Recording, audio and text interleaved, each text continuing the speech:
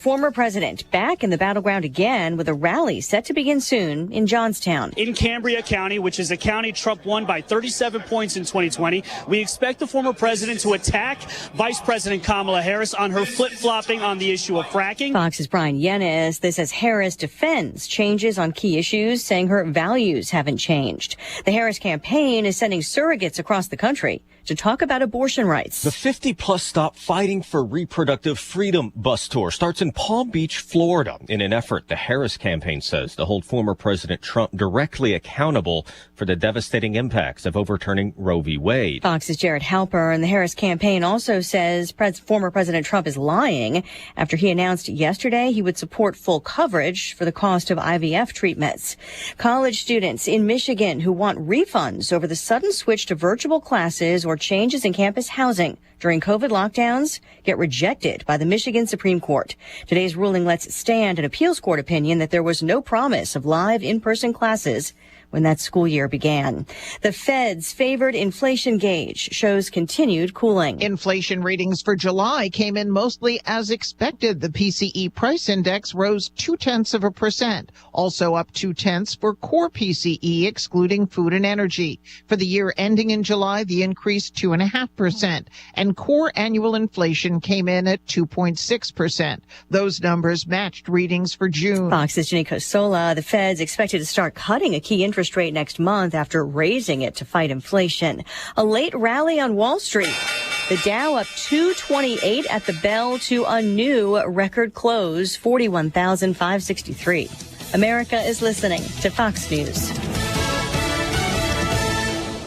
You hear more and more about identity theft in the news every day. That's because so much of your personal info is out of your control, like your insurance provider that has your social security number and your favorite retailer that has your payment details. If they get breached, your information's vulnerable. That's why LifeLock monitors millions of data points a second for threats. If your identity's stolen, they'll fix it guaranteed or your money back. Save up to 40% your first year with promo code PLAY at LifeLock.com. Terms apply. Hey, checking in? This is not just your flu shot appointment at Walgreens. Yes. Yeah. Uh-huh. This is getting your entire family vaccinated in one trip. Hey, Mom? And a snack on the way out. Get flu shots for everyone in your family. Together. Schedule appointments online today. This is wellness made easy. Walgreens. Vaccine subject to availability and for ages 3+. State and health-related restrictions may apply. Israeli forces raiding parts of the West Bank for a third day. That is where the IDF says they took out and eliminated a local commander involved in Hamas's wing in the city of Jenin. The IDF says they had spotted Wassem Hazen in a car and decided to eliminate him. They said he was responsible for shootings and bombing attacks in the Palestinian territory. Eventually, 2 other militants who ran from the vehicle were also killed in a drone strike. Just the day before, Israeli military officials said they had killed 5 militants during its operation in the West Bank, including a top commander with Islamic Jihad. Fox's Jeff Paul in Tel Aviv. The UN says the raids are fueling an already explosive situation. The West Bank operation could complicate talks on a ceasefire for Gaza. But in the meantime, pauses in fighting are planned beginning Sunday in the Gaza Strip to allow polio vaccinations for more than 600,000 children. The World Health Organization says the Israeli military and Hamas agreed to humanitarian pauses over 3 days and a 4th day if needed, broken up into zones.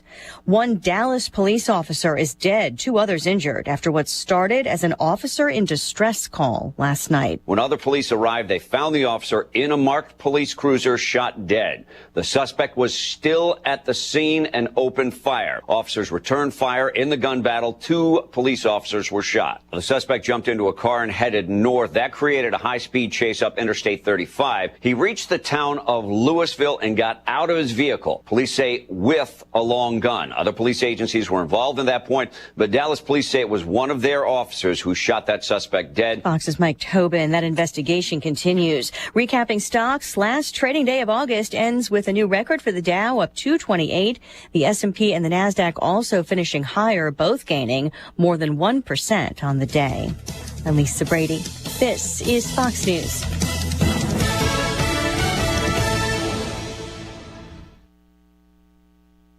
Logan, everyone, let's check weather-free Central Illinois, Champaign and Penn vicinity. That's second in a string of cold fronts bearing down from the north and west. One more hot, humid day's worth of weather today. Some welcome rainfall across parts of the area later on into the afternoon in particular, and as well as tonight. And instead, back into some cooler, progressively drier air heading on through the Labor Day holiday weekend and beyond.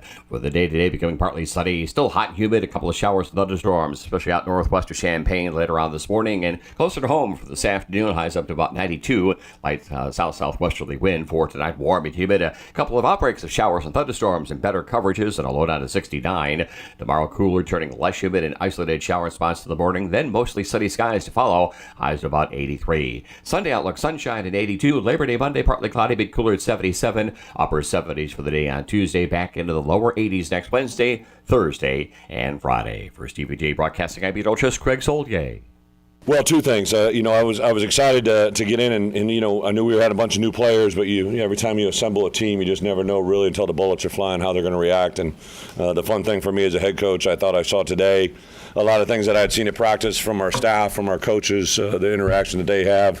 One of our first team goals this week was to be able to communicate 100% communication pre and post, and that started on practice through all of our preparation, through walkthrough yesterday, walkthrough today, and then out there today. I thought there was a lot of really good communication. Guys played extremely hard, went out and played well. 24 new guys that have never played a snap in college football for the University of Illinois, so to have that many different faces to go out there and play as well as they did. And then I really, at halftime we were going to start the second half, but I had a feeling if we were going to control that game, kind of make a reassessment at the end of the third, fourth, start getting some new faces in. I thought those guys came in and played extremely hard. They didn't let go of the rope. Wanted to go out there and set an edge. One of our team goals this year is to have a smart, tough, dependable edge to us, and I think those guys did it. So really, really excited for that.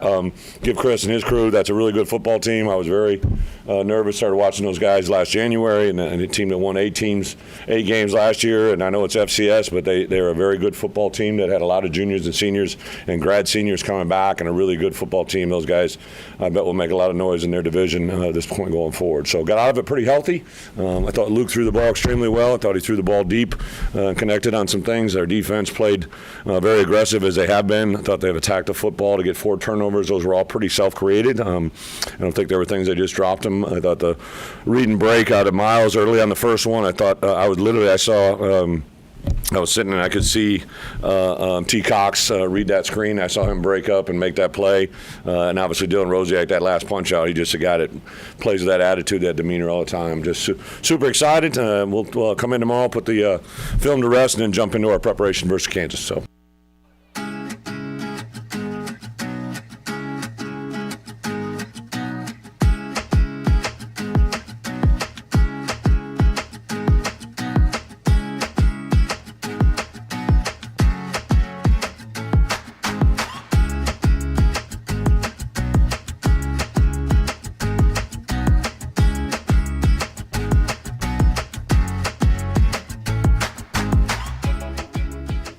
Well, that was a fun way to kick off the season. 45-0, the Illini over little brother Eastern Illinois. And boy, that's what it looked like, puffing the chest out, showing them who's on top. Yes. Respect certainly to the Panthers and the rest of their season going forward, especially as they get back into FCS play, wishing them the best. But Illinois showed that they outclassed them, that they were ready for the challenge. A lot of good things to break down from the opener last night at Memorial Stadium. A late kick, but a lively crowd and a confident and flying around defense with a quarterback that looked in control, a running game that operated pretty well. It was an all-around very good performance. Now, obviously, we'll get into next week and talk about why Kansas is an entirely different challenge. Did catch some of their game on ESPN Plus last night. Devin Neal, their running back, had a big outing against Lindenwood over there in Lawrence, but for the Illini, it's just about, in every angle, what you would have asked for. Not too many concerns. There are some questions that we can ask and wonder, some interesting personnel decisions that there's always surprises when you get into the first game and you don't see training camp and, this guy's here and that guy who I thought was starting isn't starting and all of that. But Luke had 213 yards through the air, 4 touchdowns, no picks. Fagan 100-plus on the ground. The defense with 4 takeaways. That was fun. It was fun. If you did that 10 times during the year, would that get boring? I think it would, yeah. Okay, yeah. I mean, winning 45-0, right? You just, after a while, you're like, I want a close game. I'm kidding. I would take 10 of those in a heartbeat. You said it. I thought everything that I was hoping to see, I saw, except for a couple of questions we have, which we're kind of pushing that to the side, but we'll bring that out here in a second. I'm tempering it, obviously, with it being Eastern Illinois, but Luke Altmaier was leading receivers. The receivers were catching them. The guys I was most impressed with, Pat Bryant, who looked really good yesterday in that game, and of course, Zachary Franklin only had 2 catches, so you were able to kind of get a blowout without even really needing to use Zachary Franklin that much. But Pat Bryant looked great, and I loved Matt Bailey. We've been talking about him. Yep. And I said it Wednesday or whatever day it was. I'm like, I've never talked about someone more without really seeing, and you brought up Austin Hutcherson, and I was like, you know what? That's a good point, but Bailey looks like a 4th linebacker almost out there, and I thought Jay Lehman, who was really good on the call, I thought he brought up a good point with the idea that he reminds him a little bit of Sidney Brown in the sense that he can, especially against the run, really add that support as a safety. And then Miles Scott had a huge game out there, forcing a big fumble on the first drive and then the interception across the middle. So, Laughley comes out as the starting running back. That was always, that's one of those, was Brett sending a message to Caden, or was he just really rewarding Aiden Laughley for a great offseason? Whatever the case, I'm with you. I thought most every box was checked in that game. You wanted to blow Eastern out being an FCS team, and you did. And I thought Illinois, in a lot of categories, and again, you temper it, but in a lot of categories, Derek, I came away pretty impressed with that victory. Yeah, 31-0 halftime lead. You were in control. The defense was so aggressive. Oh, my. And did not look like one that was sitting on the back of their heels. They wanted to be the aggressor and the enforcer. Certainly we saw that in the run game. One thing I talked about going into this one was I would have been really alarmed if Eastern, with MJ Flowers, who was a freshman All-American in the FCS, had a lot of success on the ground. Yes. They did not. They certainly did not have the holes there. And like you said, to see Matt Bailey creep down there in the box, really just stand there as a linebacker, and a lot of times. And he's athletic. So physical, strong, athletic. That was exciting to see him out there. And you can see why he can be a potential difference maker. Now, again, I feel like we'll catch ourselves way too many times. So if we just say it kind of as the blanket, but it needs to happen against a better opponent. We can't take too much from one game, especially against an FCS school. But on one given night, they did stop the run pretty well. And it was interesting to see Gabe Akis getting a good amount of his snaps, hand on the ground on the defensive line. And that could potentially change the way I look at that unit, where you got 3 down linemen. And if Dennis Briggs Jr., the Florida State transfer, stays healthy, he certainly got the build of a legit FBS starter, power conference starter on the D-line. And Akis, we've wondered, especially last year as his production at outside was lacking, would he be better on the ground and being inside? So that's something that we'll continue to monitor and wonder what his effectiveness will be there. But certainly if Bailey's coming down and making plays like that, there will be teams that will challenge you over the top, that maybe it makes it harder for him to want to come down there. But if he's going to be in the box, if Akis is going to be hand in the dirt, maybe this front 7 will be better equipped to handle against ground games. Now, we'll see if they can do it against Devin Neal and company for Kansas. But that was an interesting, especially the Akis thing, as far as his alignments, an interesting note that you kind of put in the back of your mind and file away for later. And to see Eastern carry it 22 times for 49 yards, 2.2 yards per carry, that's getting it done on the defensive side. Jay Lehman said he would like to see Illinois hold Eastern to around 50 yards and not over 100. And they were right, as you mentioned, right around that mark after you figure out the net. It was 49 yards on the net. So I thought Illinois did a solid job there. I like the Gabe Akis. I'm going to give Joey and Jeremy credit for this. I was listening to the Illini Inquirer podcast. They brought that up. And I think it was Jeremy that said, Akis seems maybe not. He's a touch slow on the outside, but he's a touch quick, if you will, on the inside. Like if he's going against guards and he's able to make his moves like that, I think Gabe could really get some issues in that backfield and for the quarterback in terms of pressures this season. The one negative I guess I would bring up on the defensive side was the sacks. Only one sack against Eastern Illinois. Now, one was called back when Bryant had I think he was offsides on a Gabe Ackus sack, so that hurt Ackus. But Ackus was offsides on a earlier, not sack, but a tackle for loss, so it kind of, I guess, evened out. But I would have liked to have seen more than one sack in that game, probably, if you're Illinois, because I think that's a question mark going into the season anyway. No doubt. Is what kind of pressure are they going to get? But I thought they did a good job with a pretty good quarterback in Pierce Holly, who obviously was the player of the year, right, in the OVC in the South. So he's the preseason player of the year. Oh, yeah, this year. preseason. Yep. I'm sorry. He was second team all conference last year. Gotcha. But to intercept him twice and hold him, 16 of 32, that is un-Derek Piper-like stats because he likes that passing efficiency.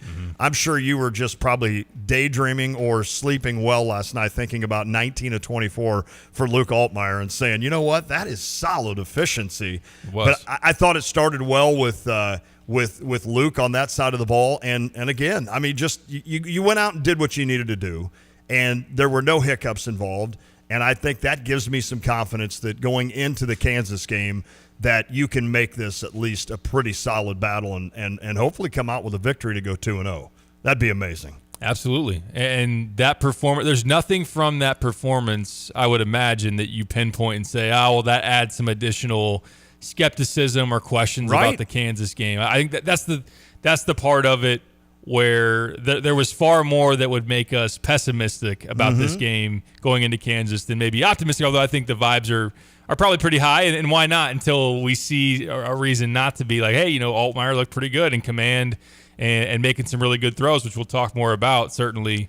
The defense, that's where you'll still probably hold out judgment, knowing that Jalen Daniels is coming, although showed maybe a little bit of rust there against Lindenwood. I'm not going to claim to have seen every snap. Did throw an early interception. His numbers weren't eye-popping, so maybe you hope for some of that when he comes to town, but they have their top 3 receivers, their top 2 running backs back. So, anyways, with Luke, which deserves a lot of focus in how he played last night, I expected him to succeed because of the weapons around him, because of the opponent, certainly. But a guy that was hurt late last year, had the job taken from him, and then coming out here and wasn't a captain, so we had some of that talk too, whether that was overblown or not, whatnot. If he's throwing like that, I don't care if he's got a C on his chest, on anywhere.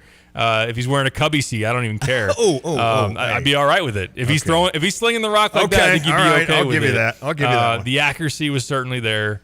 The ability to make decisions rather quickly. Yeah. Now, again, when you have pass rush, when you have guys that are covered, you got to maybe see your first option, not be there, and then move on to the next. But when he was throwing on the move, was that Bryant on his first touchdown? Yes. He was wide open in the back of the end zone, but some quarterbacks either don't see that or stare him down too long, and all of a sudden you get the defensive back to recover. But even the incomplete, what could have been a touchdown to Franklin, was a really good throw. And it was almost a spectacular catch by Zakari, and then I know that the transition of the ball to the leg, and they ultimately, I think they made the right call by making it incomplete, but it was a really good ball. Certainly leading LZ out in stride on the throw for his touchdown. I love that he just burned right by that corner. And then Pat Bryant made a spectacular catch right on that edge of the end zone in front of the pylon, getting the toe down before the white. But that was a great throw, too, by Luke Big time. as well. So really liked what I saw from him. Just think the confidence that he can gain from this is certainly good. And the weapons out there, to my eyes, certainly looked the part. And Bryant already registered 2 early touchdowns. He had 7 last year. Joey Wagner, friend of the show, has boldly said he's going to tie the school record with 10 this year. And, wow. He's 11 more games to go. He's got a chance. Got a real chance. And I like the fact that Luke, even though Tanner Arkin did get that captaincy, we'll take that. Whatever that word is. He still didn't show any ill effects and threw it to Tanner Arkin, who, in a weird way, has now 2 catches at Illinois in his history and 2 touchdowns. I mean, I don't know how you can beat the efficiency with that. I guess maybe throw to him more often. We'll see if that can happen. We'll but put I'm him and Chris Carter in the same conversation. Like, all they do is catch touchdowns. All they do is catch TDs. The one thing I noticed about, if I'm nitpicking about Altmaier a little bit, was it seemed like there were times where he checked down to a not very, like, I mean, it was a smart pass because they weren't, like, interception worthy, but they didn't gain much on the sidelines. And it was almost like he had time, right? He could have still kept his composure a little bit longer to see if somebody came open down the field. But, again, I'm nitpicking here. And it seemed like there were a couple of times where he checked down quick to that kind of that, I don't even know what you'd call that, just that the ability to just kind of that's your the hot dump read. off, Yeah, the off, dump off, exactly. Check down, yeah. That's exactly what I was looking for. So that'd be my only nitpick on him. But the hair was looking good. It did look good. I liked, Barry Lunny's installed this break the huddle, sprint up to the line of scrimmage. I was surprised maybe they showed that against Eastern. I was also surprised maybe they showed Akis with a hand down against Eastern, but maybe they want to give him some more reps at that before Kansas comes to town, because I don't know, how much is that really going to fool you? I guess if you're Kansas, he's probably going to put a hand down, hand down on occasion. So, yeah, I mean, overall, Caden Fagan had some strong runs. You can see his speed. When he got to the outside on the one, and then there was one where he went left and he tripped. He got tripped up, but he maintained his balance and kept rolling. Josh McCray looked slow to me, but Aiden Lawfrey obviously looked good. I mean, even Valentine came in and got you a couple of nice runs. So, yeah, all in all, I left there pretty impressed. I want to get Kyle's thoughts. Kyle, the one thing I would start with is I was impressed, number one, with the students. You guys loaded up that side, that filled end zone. At the start of the game. Now it quickly emptied at halftime. Well, it was about 15% capacity those at halftime. Specials start at 9. Get in before they started charging cover, right? Right. Yeah, no doubt. Yeah, no, it was rocking at the beginning of the game. It really was, and I was pretty impressed overall with the crowd. I was very impressed for a Thursday 8 p.m. start. I know in the tailgate lots, I got there about 4:30, and about 6, I mean, just like that, it seemed like it was packed. And I wouldn't say it was sparse when I got there, but, man, it really heated up quick. And around 6 o'clock, there were a lot of people out there in the tailgate lots. Including the basketball team. Yeah, including the team. They walked right by us, and I just started laughing because I'm like, I know who Ty Rogers is. That's it. And Dre, I'm sorry. But I was like, I assume that's Ivisic or whatever. I didn't see him, though. But I 7'1" guy walking around. I didn't see him, but I did Imagine see Merez. I saw Merez, to spot and recognize. But it's funny, the rest of them, I'm like, I don't really know who these guys are yet. So I'll be anxious to find out who they are. So, but no, I mean, overall, I was impressed with the crowd. So, Kyle, I'll throw it to you. I mean, we've gotten over the crowd part, but what were you impressed most about watching this Illini team yesterday? Kind of everything, really. Yeah. I was just impressed with how complete the game was. And Piper said it a few minutes ago, which is kind of my biggest takeaway from the game, is I don't come out of that game being concerned with anything I saw. Like, that's coming off of Toledo last year. Now, it was a much, much better opponent. But you walked out of that game and you're like, oh, boy. You got beat up in the trenches by a MAC team. You couldn't run the ball. Like, you just saw some warning signs. And obviously it's an FCS opponent, but there wasn't one thing that stood out to me in this game that I'm like, oh, Kansas is going to pick that apart. I did not like that. One starter that was being hyped up just didn't look the part at all. Right. So I just thought it was a really complete performance. I loved seeing 4 turnovers. I thought the DBs, obviously against FCS wide receivers, but they looked pretty good. I liked the aggressiveness that they played with. The safeties both had a big game. I liked what I saw from Torrey Cox, his read on that screen. Agree. That's a guy that we haven't really talked that much about. So, it's just nice to see a comfortable win like that. And as soon as that first fumble was forced, when the first 4 minutes of the game, it was like, oh boy, what's happening here? After that, it was just as easy as can be, domination from Illinois, which is great to see. And Briggs, 5 tackles for Briggs? I mean, that's right. A lot of times you don't see that a lot out of a defensive lineman in terms of the sheer numbers. That's usually saved for running backs and such. But Bailey led him with 6, but Briggs with 5. I thought Seth Coleman was active, so that was good to see out there as well. The storyline that we're kind of hiding. I was going to say those first 4 minutes. Yeah, you had the huge question mark. All right, Caden Fagan's not out there on your first opening drive in terms of taking the first team reps. No Terrence Brooks. Yeah, that was interesting. And that was like, what is going on? That's got to be some kind of disciplinary thing. Although in reading the reporting from Joey Wagner, Jeremy Warner, and picking through some of what Brett Bielema said, it sounds like he got beat out, That's at what least Jay Lehman as of said. right now. Yeah. In terms of coming into week 1. So that's not to say that the depth chart is in cement for the rest of the season, but we've talked so much about him coming over for Texas, being a starter on a college football playoff team, and for Illinois to have so much questions around their secondary, and obviously it was a terrible unit last year on the whole, and he's not starting.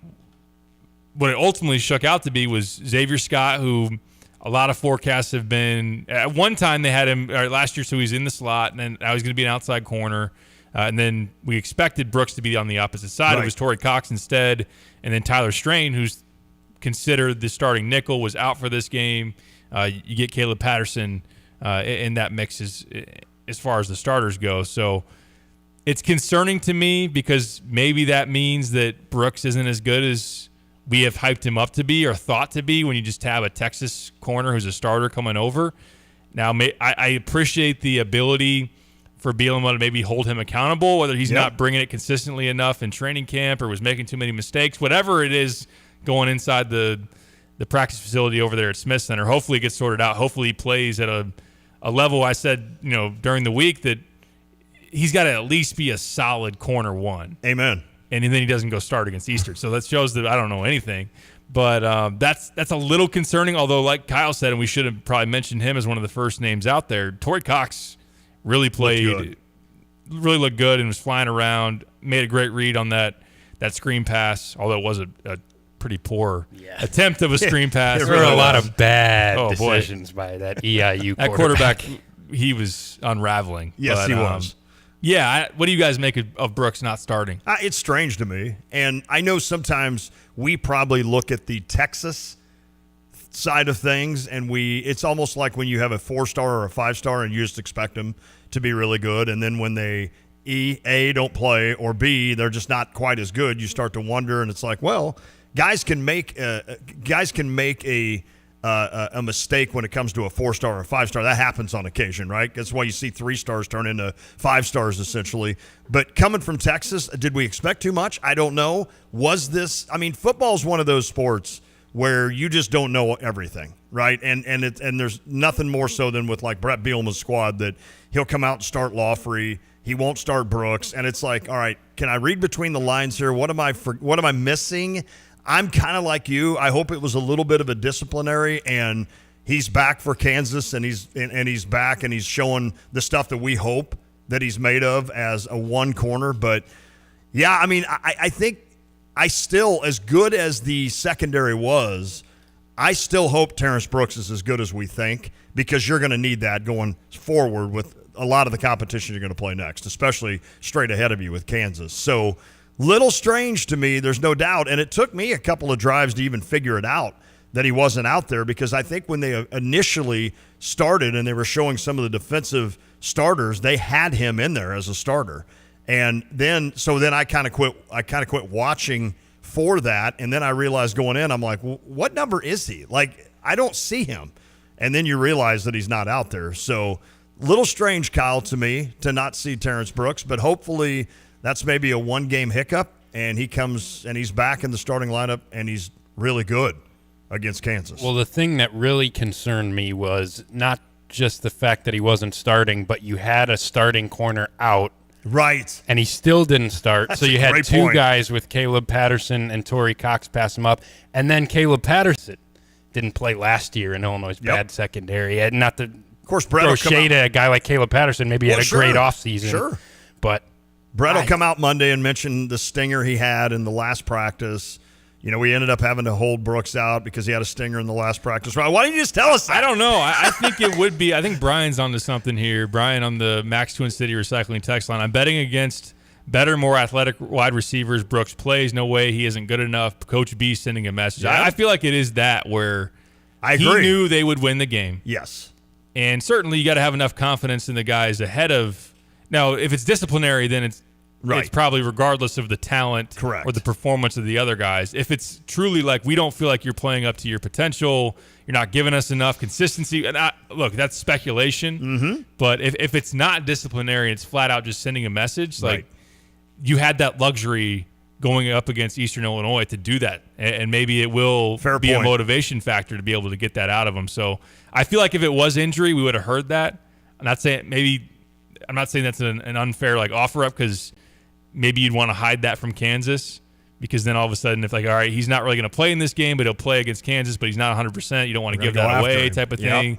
And like you said, that is part of the football gamesmanship. It really is. We don't get to see practices. We don't get all there's a lot of things that are held back. But I do kind of lean with Brian that I feel like it's got to be a message being sent. And if it is a talent thing or whatnot, then it wouldn't make sense, because he's starting for Texas last year. So, but maybe people forgot, or it was proven or just shown, reminded against Eastern Illinois that, Torrey Cox played a lot of football. Yes. At Ohio was a starter there, and yes, he's undersized, but he put up some decent numbers, PFF-wise last year at that level of the MAC last year too. Well, and we went into it. I think we talked about this at Pia's. How are the portal guys going to play, right? J.C. Davis, I'll let Jay Lehman again brought up a good point during the game. He's like, well, we haven't even talked about him, but that's good, because we haven't needed to talk about him. He's doing his job. And I thought the O-line in general did pretty well, and you would hope that they would. So they lived up to that, and that was good. So J.C. looked good. The other portal, of course, with a kid like Cox, who came in and had a really big game. We're still wait to see on Brooks. I'm trying to forget. I'm trying to remember. Briggs, we already mentioned. Briggs. Oh, that's 5 right. tackles. That's right. Another That'll guy. Play. So, yeah, that'll play for sure. So I'd say game one, at least, it was highly successful in terms of the hits in the portal for Coach B. And Priestley looked really good. Yeah, he did. He pancaked like 5 guys that I saw. He's a mean dude, man. I think I read the story that Joey Wagner, I think, had done on him, and he's just, it seems like he's got a lot to not prove, but he just wants to show people what he's about. And man, he did on game one. So that's good. You like that. And overall, injury wise, I know Luke scared you a little bit early when he went to his calf, but that didn't seem to be a problem going forward. I know Patterson had the nice tackle for a loss, and he kind of came up a little bit lame with the shoulder. I think that was more of a stinger kind of thing. So, and the guy we haven't even mentioned is Barna, who had a tackle for loss, and he also had your only sack. So that was good to see out of him. True freshman. Yeah, true freshman. So Alex Bray looked a little overmatched at times for me, but I know they're high on him on that defensive line. So I don't know. It'd be fun every week to come in and chat about how great everybody looked. It would be wonderful. And I'm sure it will be interesting for next week. I mean, going into this, before we take a break, I wanted to see you hammer Eastern, because I want to go into next Saturday with the thought that we can beat Kansas. And they did that. And I think next Saturday is going to be a really fun day. It's going to be a long day, but it's going to be a really fun day getting a ranked team in there under the lights for the most part, second half at least, and seeing really what this Illinois team is all about. Now, we could be sitting here a week from Monday and kind of depressed and wondering what's going on, but I think it's going to be a pretty competitive game between Kansas and Illinois. I think much better than last year. And you hope, right? You saw Virginia pound you the first time you played them, and then you came back and pounded them. Right. I don't expect Illinois to return that favor to Kansas, but just being in the game and hopefully winning that late, that would be awesome to get to 2-0, man. That would be we've said it all along. That's one of those, Purdue and that Kansas game are kind of those two really important games on that schedule early. And if you could get Kansas, then I feel like you just stole a win in that column. So that would Certainly. be huge. Yeah, yeah. You get a quarterback that's in his second year as a starter, and I love just you could see Lunny's confidence in him and what he's dialing up. Some of the downfield shots and not trying to hide anything or take away the fact we're not going to be that aggressive. We don't have to be. No, let's let him fling it around and make some plays. Defensive back is sliding into the defensive line, and maybe it's part of the change that we've been hoping to see on the defensive side of the ball. And for Walters, it happened in the middle of year one. Maybe for Henry, it happens at the forefront of year two. That would be the optimistic side, obviously. So, Kansas is very much a winnable game. We'll break down all next week of why it's a different challenge, what you have to worry about differently. Going against Holly for EIU, then all of a sudden to Jalen Daniels is a huge difference.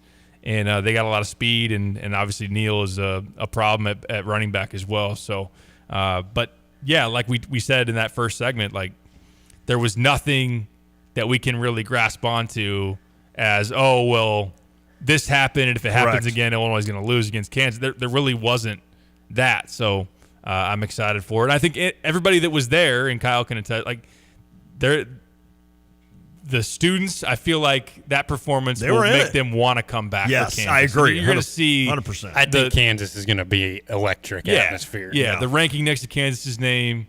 And, if Illinois would have struggled with EIU or not put on a very good showing, then maybe I don't know if I want to come back next week. I'll just watch it at home. And if they're getting, beat bad, I'll just turn it off type of thing. I think people will be encouraged to want to come out, and that should be a fun place to be. It should be rocking. I will say this only because I know Kyle always wants us to take a break. You had mentioned like what we talked about in the first segment. We're still in the first segment. I know. Right? And so it's like, and the whole time in that first segment. Oh, wait. You just feel Kyle's eyes boring down on you. We will, I'll just break it right now. There's breaking news. Hans D is going to DJ next Saturday from 2 to 5. So that is going to be happening at the tailgates. He was out there with his buddy, and they were like, man, I don't know if we can wait till Michigan. I don't know if I can wait till Michigan. I'm like, well, let's just do it against Kansas. So he's excited. He's fired up. So you'll have to come on while by. they're undefeated, right? Yeah. We and that was kind of the idea behind it was, well, it's going to be electric, like Kyle says, next week. So let's just get it. Let's get it all. Be hopefully good weather again. Maybe not as hot, but be good weather. We've got a lot of texts, a lot of really good ones on the Max Twin City Recycling text line. We can get to those. I know Kyle broke down a few of Brett Bielema's thoughts after this game that we can react to as well. So plenty to do still today. And if you want to weigh in, you always can at 217-359-2255, the Max Twin City Recycling text line. Let's catch that break that we need. We'll be back talking a lot more Illini football next. It is The Drive. In an ever-changing real estate market, it is so important to work with experienced agents like Russ and Nick Taylor with the Taylor teams at Taylor Realty Associates. They have the knowledge and expertise to get your home sold for the most amount of money in the shortest amount of time. Trust the experience and success of Russ and Nick Taylor with the Taylor team at Taylor Realty Associates. Give them a call today at 217-355-0700 or visit them online at taylorboys.com. That's taylorboys.com. Airlig Plumbing Solution. For your kitchen and bath remodels, sump pumps, maintenance plans, and even licensed backflow testing, Airlig has you covered. Your local plumbing contractors for industrial, commercial, and residential jobs can provide plumbing services, repairs, and installs with a quick turnaround by calling or texting 217-722-9499. Send an email with your plumbing issue and contact information to info@airligplumbing.com. When Ross went out, I always told him, be careful, and that was the last time I got to see him. Because someone didn't slow down and move over. Ross had on a bright orange shirt with reflective stripes the night he was killed. He always had that smile. He just lit up the room when he came in. Slow down and move over when you see flashing lights. Everybody is somebody. When you see lights flashing, use caution passing. Let's all go home safe tonight. Since 1937, Citizens Equity First Credit Union, or CEFCU, has been serving its 385,000 owners with something better than banking. We believe in an open and honest approach to handling your money. So we invited some to dinner to talk about their concerns of buying a home. When you don't understand the process, you don't know what steps to take. I need someone to hold my hand. I need a friend. There's so many question marks. I wish there was like a home ownership coach out there, like a life coach. Things got real.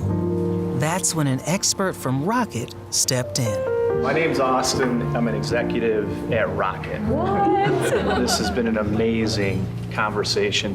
We're doing a lot, but we can do more just listening to you today. It's just nice to know that somebody out there is making an effort for us. Cheers. Cheers. We know buying a home is scary. Get personalized guidance at every step of the home buying process. Visit realsolutions@rocket.com or call 800-4ROCKET.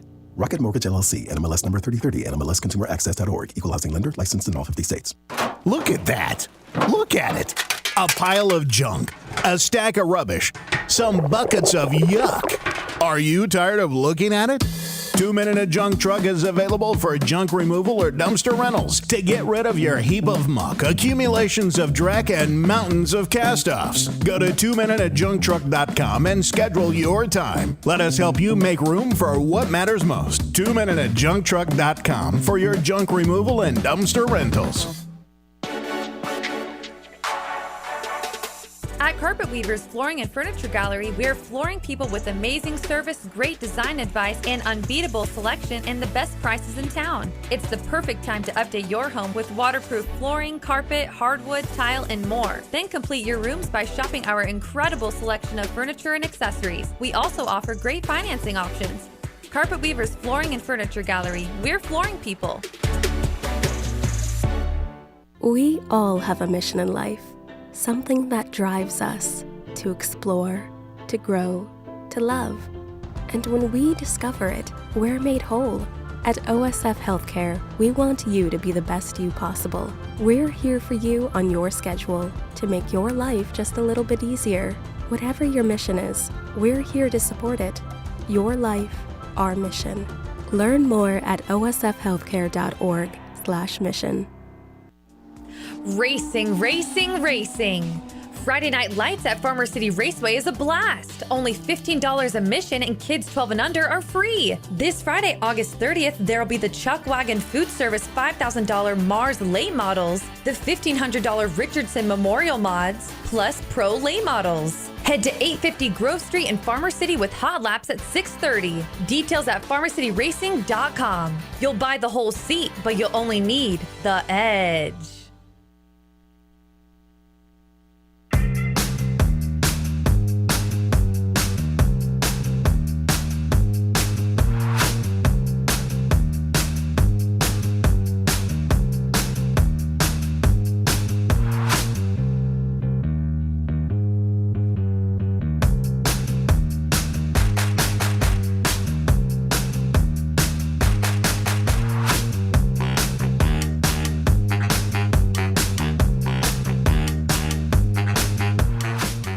Back on the drive with Tay and Piper, ESPN Radio 93.5, breaking down a 45-0 win in emphatic fashion for the Illini against Eastern Illinois. As Lon mentioned before the break, a ton of texts, which we appreciate. Feel free to continue to weigh in.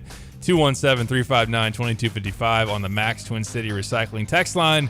Let's roll through a number of these. Let's see. Can I shore something up that we were off the air since nobody...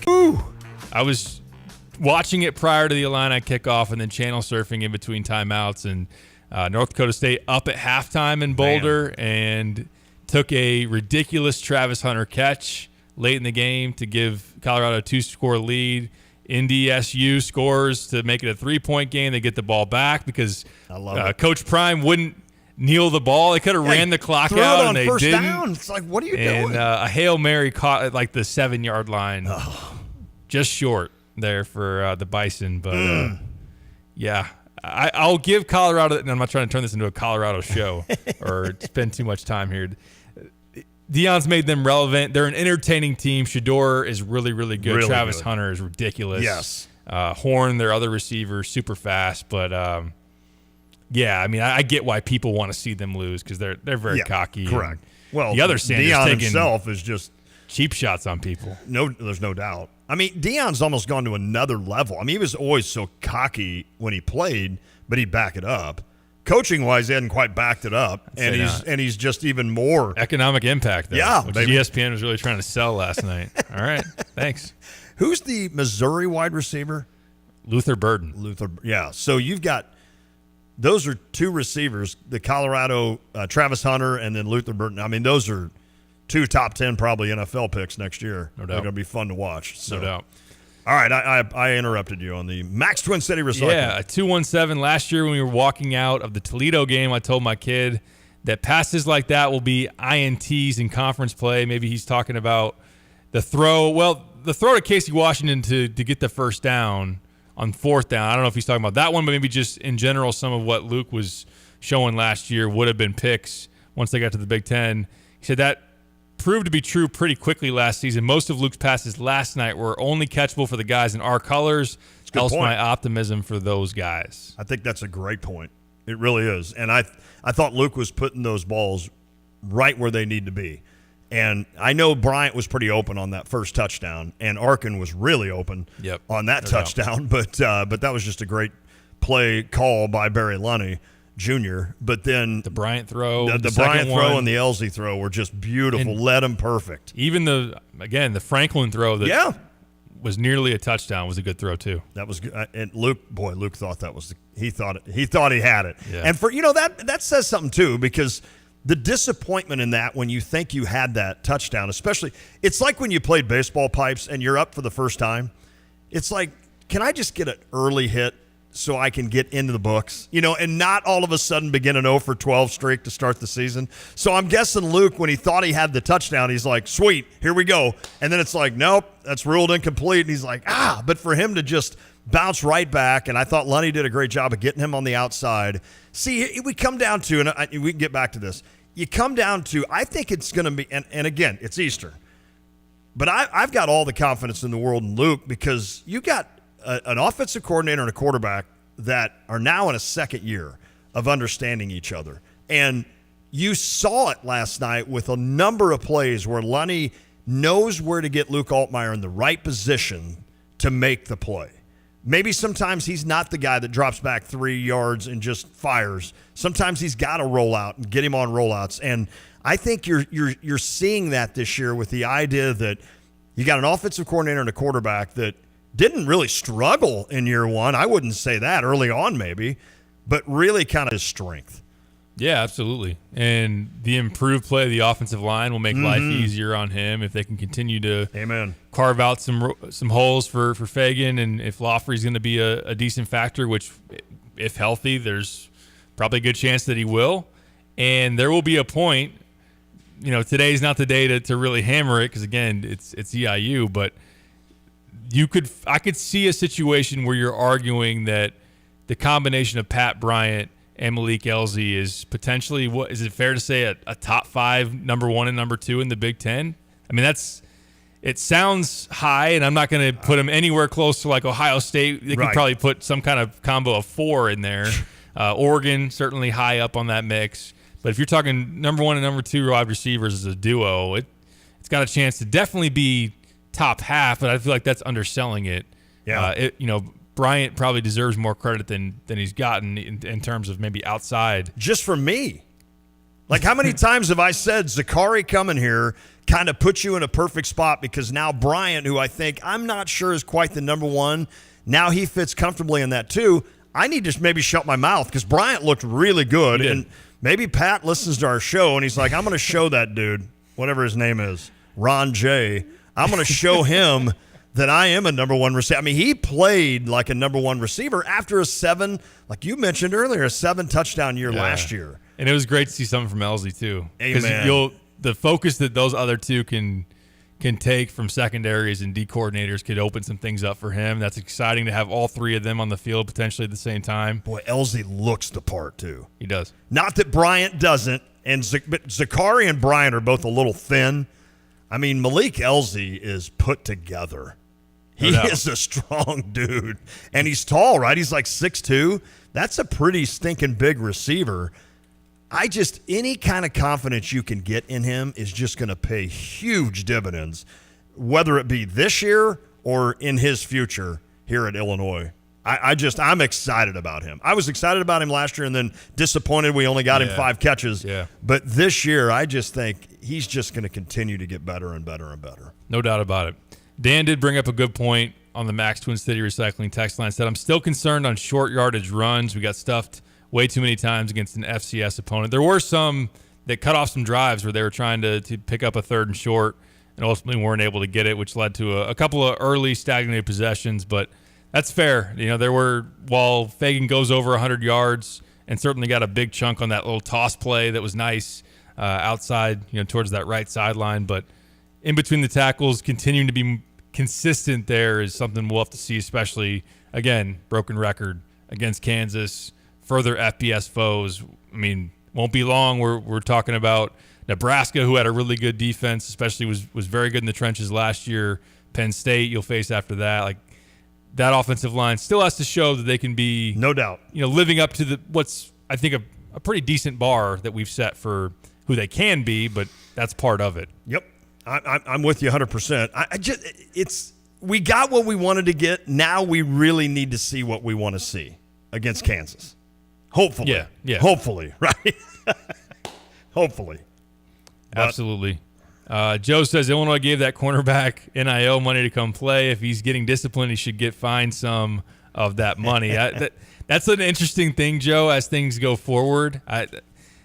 The way it's written as far as the language right now, and again, it'd be speculation if there, as far as what truly kept Terrence Brooks at certain places. Once you get into revenue sharing with the athletic department that's giving the players the money, then you wonder if some little incentives, both positively and negatively, are built in where, hey, maybe if you have a 10 touchdown year, do you get a bigger chunk of the pie, or what if you get suspended, or there's you a lot to learn on that. Can you have some of that worked in there? This might have to be collectively bargained, although the players don't have I know that we're going down a rabbit hole here, but it's just very interesting as far as the future when you're starting to factor in money being involved and it being very public. What happens when certain guys don't live up to what you thought? But yeah, hopefully it's time all on Brooks. Yeah, no doubt.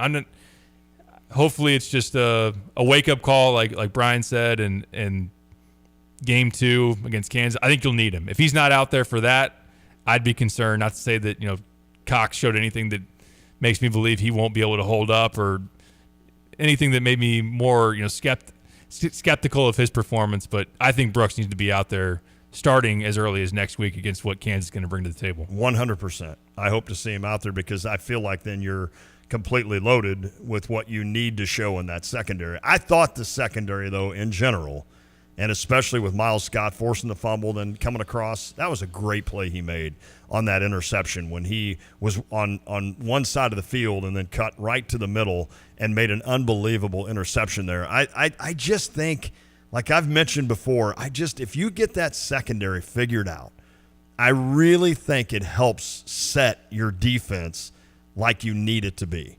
And especially if you can trust Scott back there doing things like that and let Bailey kind of roam closer to the line of scrimmage, that could be huge against especially a team like Kansas with Devin Neal and what he can do. So if that secondary can prove it this year, I think I'm going to have a different outlook on this Illinois defense. Yeah. And by the way, I mentioned UAP is how nice would it be to roll into that game against Michigan and have the defense saying, well, nobody believed in us, and we feel like we've proven everybody wrong. And I said that would be the best thing in the world for all of us to eat crow on this defense, and they come out and throw a shutout in game 1, albeit against an FCS. But they wanted that shutout bad. Wouldn't that be cool? College game days coming to town.